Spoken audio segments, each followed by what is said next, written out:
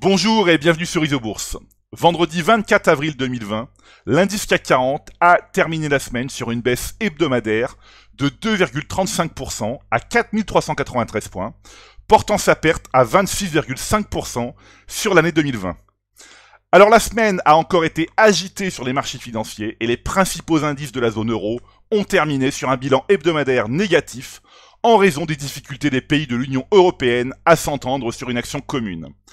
À moyen terme, l'indice CAC 40 évolue au sein d'une tendance baissière depuis le croisement baissier des cours de pression ISOBourse 5 et 20 mois, validé fin février 2020.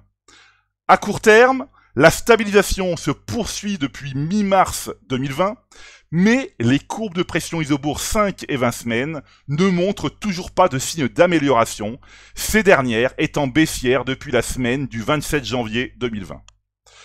La volatilité étant toujours très élevée sur les marchés, la prudence reste évidemment le mot d'ordre pour les investisseurs à court et à moyen terme. L'analyse des 120 actions les plus échangées à la Bourse de Paris montre que 90% des valeurs évoluent toujours en tendance baissière à moyen terme, et c'est également le même constat à court terme. C'est pourquoi il faut continuer à faire preuve de rigueur et de patience.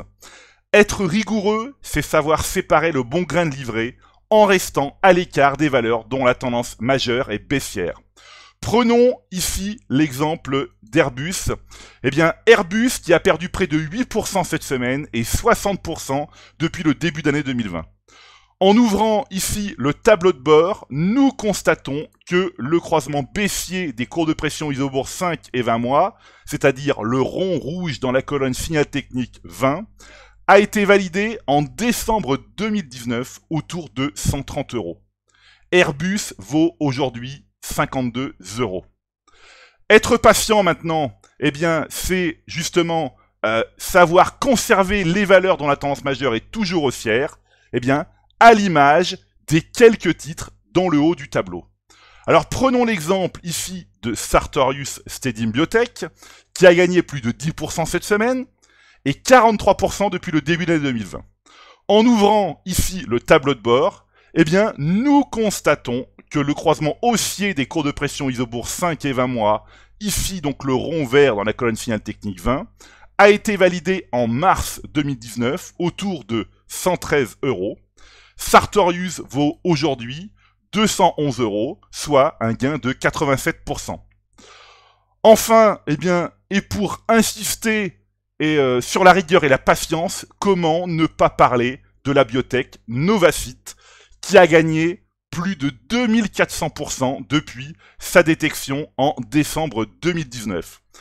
Alors moi je dis bravo aux utilisateurs ISOBourse qui nous ont confirmé l'avoir mise en portefeuille début janvier 2020 suite au signal mensuel. Attention! C'est un peu comme lorsque vous êtes sur le quai d'une gare, si le train est parti, eh bien, vous ne courez pas après.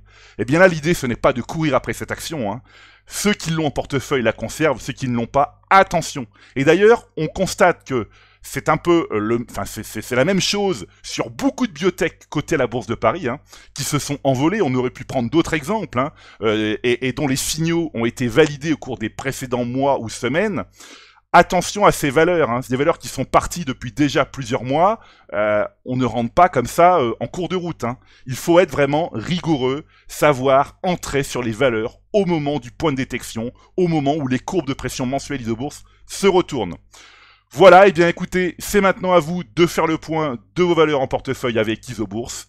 Je vous donne rendez-vous pour ma prochaine chronique, et d'ici là, eh bien, restez avec nous sur ISOBourse.